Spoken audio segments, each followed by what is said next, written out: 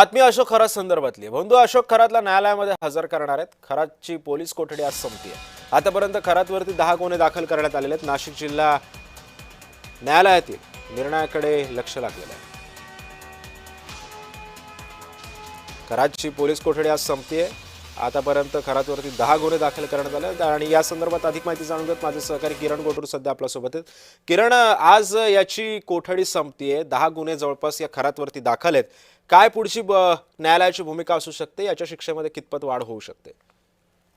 सिद्धेश, आज अशोक खरातची जी पोलीस कोठडी आहे ती संपणार आहे। मागच्या काही दिवसांपासून अशोक खरातची कसून चौकशी जे एसआयटी कडून केली जाते। आतापर्यंत अशोक खरातवरती 10 गुन्हे दाखल झालेले आहेत आणि या 10 पैकी 8 गुन्हे महिलांवरती अत्याचार केलेल्या प्रकरणी हे दाखल झालेले आहेत आणि या सगळ्या संदर्भात दिवसेंदिवस अनेक धक्कादायक खुलासे होताना आपल्याला बघायला मिळतोय। पण आज पोलीस कोठडी अशोक खरातची संपणार आहे, त्यामुळे अशोक खरातला आज नाशिक न्यायालयामध्ये जे हजर केलं जाणार आहे।